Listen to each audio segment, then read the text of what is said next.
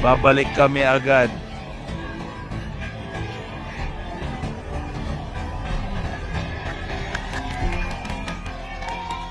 May nagaganap na malupit na massacre sa buong Iran ngayon. Nararamdaman ni Ayatollah Khamenei na iba ang protestang ito kumpara sa mga nauna. Iyan ang dahilan kaya pumapatay na ngayon ang puwersa ng Iran ng mga nagpoprotesta sa antas na di pa natin nakita. Patuloy pa ring patay ang internet sa loob ng bansa at ngayon tinutugis na nila ang mga gumagamit ng Starlink. Ibig sabihin, mas mahirap na kumuha ng impormasyon tungkol sa mga nagpoprotesta at krimen ng Iran. Isang mensahe kahapon ang nagsabing, ipaalam sa buong mundo. Pinagbabaril nila ang lahat noong Biyernes. Pinaputukan nila ang lahat. Ayon sa mensahe, pinapatay ang lahat sa lungsod, pati mga anak ng tao ng IRGC. Hindi nakalaban ang mga opisyal at agad na tumakas. Sila ay binaril at napatay. 20 tao. Sa unang araw, nagdala ako ng 5 bangkay sa klinika. Ikwento mo sa lahat. Noong Biyernes, binomba at napatay agad ang 50 tao. Ang internet ko ay napuputol kada 500 segundo ngayon. Orihinal na mensahe ito mula sa Iran. Kaya medyo sablay ang pagsasalin. Pero malinaw naman ang mensahe. Nagpapakawala ng impyerno ang mga puwersa ng Iran. Ang mensaheng binasa natin ay tungkol lang sa isang lungsod, isang lugar, pero nangyayari ito sa buong bansa. Sinasabi ko ito dahil ang Iranian state media ay nagbo-broadcast ng mensahe sa mga magulang ng batang Iranian na huwag palabasin ang kanilang mga anak. Kapag napatay sila, hindi na kayo pwedeng magreklamo sa autoridad. Napakakilabot na mensahe ang ipalabas bilang gobyerno ng mga taong ito. Pakinggan ninyo. Babalik kami, makinig kayong lahat. Una, para sa mga grupong relihiyoso, para sa mga miyembro ng Basij, para sa lahat ng miyembro ng revolusyonaryong bansang Hezbollah. Naririnig natin ang tawag at sigaw ng mayroon bang tutulong mula sa imam ng panahon sa mga araw na ito habang tayo ay patungo sa malalaking pagbabago sa mundo ng paglikha? Ngayong gabi, panahon para punuin ang lahat ng mosque, base, saan mang dako ng mga kabataang Hezbollah, grupong relihiyoso at nagmamalasakit sa relihiyon ng Diyos. At ngayong gabi ang gabi ng mga nanay, tatay, hawakan ninyo ang kamay ng inyong mga anak, mga tito, tita, tumawag kayo kung alam ninyong medyo nalilihis ng landas ang batang iyon, lalaki man o babae. Hindi dapat lumabas kung may panganib, may masaktan, may ligaw na bala, o may nagpaputok. Kung may mangyari, huwag magreklamo. Dahil dito, nalampasan na natin ang mga araw ng alitan at hidwaan kasama ang mga mapagkunwari. Nalampasan natin ang mga araw na iyon na dumaan ng may hirap noong 8 taong digmaan. Babalik kami agad. At bago ko basahin ang mga salaysay ninyong mga nakasaksi, gusto ko lang linawin ulit na napakahirap talagang biripikahin ang anumang ulat na lumalabas mula sa Iran ngayon dahil kakaunti lang ang mga ito. Wala ang internet, hinahabol nila ang gumagamit ng Starlink at pilit nilang sinisiguradong walang lalabas na impormasyon. Ayon sa Iran International, gumagamit ng nakamamatay na puwersa, ang puwersang panseguridad ng Iran, laban sa mga nagpoprotesta sa bansa. Ayon sa mga saksi at video, makikita sa footage na ipinadala sa organisasyon ang ilang bangkay sa body bag. 2 dosenang bangkay ang nakita sa lugar. At may ulat ng dagdag pang mga bangkay sa kalapit na industrial na bodega. May mga video rin mula sa Fordiz, Karaj at Al-Qadir sa Silangang Tehran na nagpapakita ng parehong eksena ng mga bangkay na bumabagsak. Ito ay nagpapahiwatig ng isang nagaganap na malawakang pagpatay na hindi lamang limitado sa ilang mga lungsod. Ayon sa pinakakonserbatibong pagtataya, hindi bababa sa 2,000 katao ang napatay sa nakalipas na 44 na oras. Yan ang oras mula nang isara ang internet. Isang doktor sa hilagang lungsod ang nagsabi sa Iran International na tumanggap ang isang ospital ng hindi bababa sa 70 bangkay. 2 bagay ang nais kong ituro dito. Una sa lahat, itong 2,000 katao na napatay ay konserbatibong pagtataya.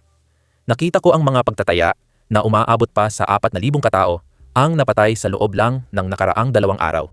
Para mailagay sa konteksto, noong Nobyembre 2019 nagkaroon din ng protesta tungkol sa ekonomiya sa Iran. Ginawa na ng gobyerno noon ang ginagawa nila ngayon. Malawakang pagpatay laban sa kilusan. Pumatay sila ng halos 1,000 at 500 katao. Ito na ang pinakamataas na bilang sa isang pag-aaklas. Ang buwang yun ay tinawag na madugunggung Nobyembre. Ito na ang pinakamataas na bilang ng napatay ng rehimeng Islamiko at nalampasan pa ito sa nakaraang 2 araw. Patuloy silang pumapatay at dumarami pa ang kanilang mga biktima habang pinag-uusapan ang mga nagpoprotesta. Malinaw na ipinapakita nito kung gaano katakot si Ayatollah at kung gaano kalaki ang protestang ito kumpara sa dati. Ito ba ay kakaiba sa lahat ng nakita mo noon? Hindi, nakita ko na ito nung madugong Nobyembre 2019. Pero ngayon, iba na. Dahil ginagamit na talaga ng mga tao ang sarili nilang social media, ginagamit nila ang sarili nilang mga pangalan, ipinapakita nila ang kanilang mga mukha. Wala silang takot magsalita. Pangulong Trump, kailangan namin ng tulong mo. Ganito ang sinasabi ng mga tao sa Iran ngayon at ipapaliwanag ko kung bakit ito ay isang digmaan laban sa tao. Ang rehimen mismo ang nagdeklara ng digmaan sa sariling mamamayan. Nang pinutol nila ang internet, si Ali Khamenei ay patuloy pa rin gumagamit ng parehong social media na ipinataboy nila sa 18 milyong tao. Si Ali Khamenei, pinakamataas na pinuno ng Islamikong Republika, ay nasa Twitter at nag-uutos ng masaker. Sabi nila, hindi kami susuko sa aming laban. Sa tingin mo ba ito na ang katapusan para sa kanya? Oo, at iyon ang kinatatakutan niya. Kaya natatakot siya sa katapusan ng kanyang rehimen. Kaya siya nag-uutos ng masaker. Kaya siya talagang nagpa-blackout, total blackout. Kaya ako kinakabahan. Kaya ginagamit na ng Ayatollah ang mga drone laban sa sarili niyang mamamayan. Pinapalipad nila ang mga drone tuwing gabi ng protesta para kunan ng video ang mga muka ng nagpoprotesta. Pagdating ng umaga, nilulusob nila ang bahay ng mga nagpoprotesta at inaaresto sila. Sa ngayon, ayon sa The Guardian, mahigit 2,000 at 300 katao na ang kanilang inaresto. Mahalagang tandaan na ang mga inaresto ay parang hinatulan na ng kamatayan dahil itinuturing ni Khamenei na kaaway ng Diyos ang mga nagpoprotesta. At sa Iran, ibig sabihin nito ay diretso ka na sa death row. Pero mukhang hindi lang doon natatapos ang pagpatay. Kagabi, naglagay talaga ang IRGC ng mga sniper sa mga gusali. Tapos nagsimula na lang mamaril ng mga nagpoprotesta ang mga sniper sa buong lungsod. Daan-daang namatay sa ganitong paraan sa Tehran. Isang manggagawa sa ospital ang nagsabi sa British Broadcasting Corporation na kulang na sa espasyo ang morgue dahil sa dami ng bangkay. Pag napuno na ang morgue, pinagpatong-patong na lang ang mga bangkay. Inilagay nila ang mga ito sa ibabaw ng isa't isa sa silid dasalan. May mensahe mula sa Iranian na nagsasabing mas malawak ang massacre kaysa sa lahat ng pagpatay sa naunang pag-aalsa. Pinagpapatay nila ang mga batang at matatandang Iranian na parang mga dahon ng taglagas na nagkalat sa lupa. Mabilis ang mga pagbabago sa loob ng Iran at ginagawa namin ang lahat para ma-update kayo.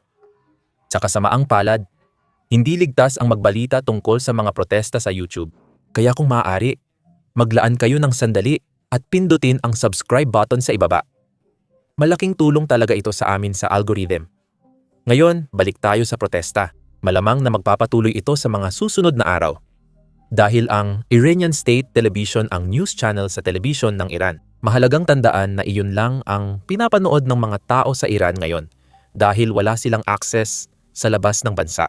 Ngayon, ang news channel na iyon sa television ay nagpapalabas ng segment na tinatawag na mga armadong terorista, ang mga nagpoprotesta. Iba ito sa nangyari 2 araw na ang nakalipas, nang tawagin ng kataas-taasang pinuno na manggugulo ang mga nagpoprotesta. Ipinapakita ng kanilang salita ang plano. Alisin ang pagkatao ng mga nagpoprotesta sa paningin ng publiko sa Iran. Kaya tuloy-tuloy lang ang mga pagpatay at sa kasamaang palad. Mukhang mas kaunti at mas kaunti na lang ang malalaman natin tungkol sa mga pagpatay na ito. Ito ang dahilan kung bakit gusto kong pag-usapan ang Starlink. Tulad ng alam na ng ilan sa inyo, mayroong humigit kumulang 40 hanggang 50,000 Starlink terminal sa loob ng Iran. At iyon lang ang tanging paraan ng mga Iranian para makipag-ugnayan sa labas ng mundo. Mukhang malaki ang 50,000 pero tandaan na 72 milyon ang populasyon ng Iran. At 2 gabi na ang nakalipas, nakita natin na milyon-milyong tao talaga ang nagpoprotesta. Kaya malinaw na hindi sapat ang 50,000 para sa lahat ng nagpoprotesta. At ngayon, mukhang hinahabol na talaga ng IRGC ang mga Starlink terminal na ito at pati na rin ang mga taong gumagamit nito. Ang hindi autorisadong satellite internet ay opisyal ng itinuturing na banta sa estado. Ang pagmamay-ari nito ay banta sa seguridad, hindi lang paglabag sa teknolohiya. Sa blackout, madaling mapansin ang aktibong koneksyon kapag naputol ang fiber at mobile networks. Ang Starlink Wi-Fi signal ay nagiging parang homing beacon kapag na-activate ito. Sa panahon ng protesta, minamarkahan nila ang mga lugar na aktibo pa. Tumitindi ang investigasyon. Humihigpit ang checkpoint. Ginagamit ang mga impormante. Tinuturing na kalaban ang mga hotspot at napakabrutal ng kapalit. Sa kasamaang palad, gumagana lahat ito. Ayon sa ulat, mas matagumpay ang gobyerno sa pagpapatigil ng Starlink at pagkontrol ng impormasyon. Mas kaunti na ang video ngayon kaysa sa nakaraang 2 gabi sa karaniwang channel, pero buti na lang marami pa ring sinasabi ang mga lumalabas na video. Makikita ninyo sa screen ang mga video mula Prune at Tehran na nagpapakita ng maraming nagpoprotesta gamit ang ilaw ng cellphone at sumisigaw laban sa gobyerno. Ang dahilan kung bakit ginagamit nila ang kanilang mga cellphone ay dahil pinutol ng mga autoridad ang kuryente sa ilang mga kalye sa Tehran bilang pagtatangka na pigilan ang protesta. Pero gaya ng nakikita ninyo, hindi nababawasan ang tao. Sa katunayan, mas marami pang grupong sumasali at hayagang sumusuporta sa mga nagpoprotesta. May mga grupong pampolitika ng Iranian, Azerbaijani at Turkish na naglabas ng pahayag na hinihikayat ang Turkish population sa Iran na aktibong sumali sa protesta. Ang Azerbaijani Turks sa Iran ay kabilang sa pinakamalalaking etnikong grupo sa bansa. Ipinapakita nito ang matinding tensyon at posibleng etniko at rehiyonal na pagkilos, kasabay ng mas malawak na kaguluhan. May Kurdish Freedom Party, Partiya Azadiya Kurdistane, na nagsabing inaatake nila ang mga base ng IRGC at nakasugat ng hindi bababa sa 3 miyembro. Ang grupong ito ay nakakagulat na mahusay pagdating sa pakikipaglaban. Ang mga mandirigmang ito ay may mahabang karanasan sa pakikipaglaban laban sa Islamic State of Iraq and Syria sa loob ng Syria at sa iba pang mga labanan. Bukod pa dyan, nakipagtulungan na rin sila sa mga puwersa ng Estados Unidos sa loob ng Syria. Maaaring kakaunti lang sila, pero isa pa rin silang seryosong puwersa. At syempre, nandyan din ang Estados Unidos. Nag-tweet si Pangulong Trump kagabi. Nais ng Iran ng kalayaan at handang tumulong ang Estados Unidos ngayon. Para sa iba, isa lang itong pahayag ni Pangulong Trump kamakailan.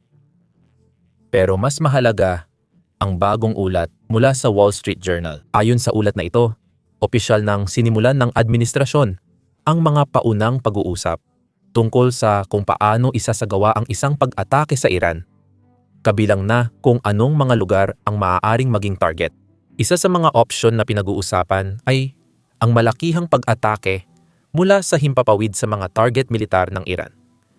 Nag-uulat din ang New York Times tungkol sa istoryang ito. Ayon sa ulat, ipinaliwanag na kay Pangulong Trump ang bagong mga opsyon para sa militar na pag-atake sa Iran at seryoso niya itong pinag-iisipan. Dahil sa pagsupil ng rehimen ng Iran sa mga protesta, binigyan si Trump ng mga opsyon tulad ng pag-atake sa mga sibilyang lugar sa Tehran. May mga opsyon na direktang konektado sa seguridad ng Iran. Ngunit ayon sa ulat, gusto ng mga commander ng CNTCOM ng mas maraming oras bago umatake. Ngayon, umaasa tayong makatulong ito sa mga nagpoprotesta at sana'y agad magkaroon ng desisyon. Base sa ibang ulat, seryoso ang Iran sa balitang ito. Ang Iranian Foreign Minister ay nasa Lebanon para sa ekonomikong biyahe at nakipagkita doon. Maaaring economic summit iyon at nakipagkita siya sa mga opisyal ng Lebanon.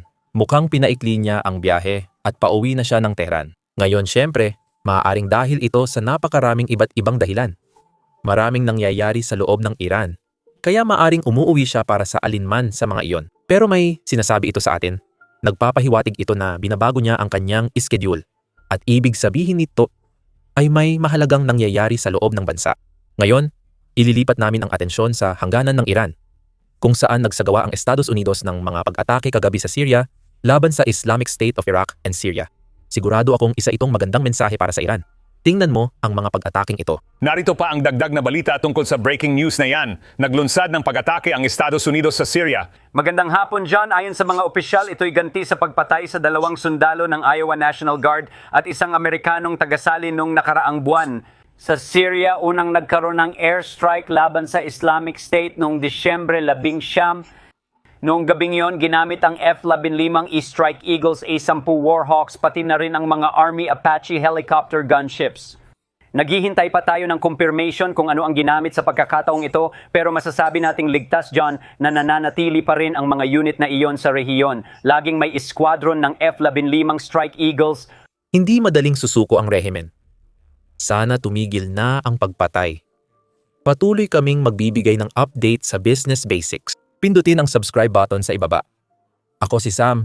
Magkita tayo sa susunod na video. Isa sa mga problema sa paggawa ng ganitong video ay ang pagpapakita ng maraming drone strikes kahit walang nasasaktan, tao man o sundalong Ruso. Madalas dinidemonetize o nililimitahan ng YouTube ang videos namin. Nitong nakaraang linggo, 4 naming war videos ang na-demonetize ayon sa YouTube. Hindi gusto ng mga advertiser ang mga drone strike or frontline footage kaya nililimitahan ang mga video. Ganito ang makabagong digmaan na kinakaharap at sinusubukang malampasan ng mga Ukrainyano. Kaya naniniwala kami na mahalagang makover ang lahat ng ito. At kaya namin inilunsad ang sarili naming platform, Basics Insider. Ginawa namin ito mula sa simula, kaya wala kaming anumang limitasyon. Hindi namin kailangang i-blur ang aming drone strike, hindi namin kailangang i-blur ang mga footage sa frontline, at hindi rin namin kailangang i-blur ang pagkawasak ng mga bus ng himpapawid ng Russia. Bukod pa rito, wala talaga kaming mga ads sa site. Sa ganitong paraan, hindi namin kailangang i-censor ang sarili namin dahil lang hindi masaya ang mga advertiser sa mga tinatalakay namin. Hindi namin pinopondohan ang site sa pamamagitan ng mga ads, pinopondohan namin ito sa pamamagitan ng inyong suporta. Kaya kung isa ka sa mga taong interesado sa ganitong klase ng balita, kung gusto mong mapanood ang videos namin na walang censorship at makuha ang bonus content na di namin ma-upload sa YouTube, sumali ka sa basicsinsider.com. Pwede mo ring i-click ang link sa description o iscan ang QR code na nasa screen mo. Sa pagsali, mapapanood mo lahat ng content na na-upload na namin at pati na rin ang lahat ng mga video na i-upload pa namin sa hinaharap. Bukod pa dyan, susuportahan mo ang aming coverage at ang aming channel. Kaya maraming salamat. Ako nga pala si Sam at magkikita tayo sa susunod.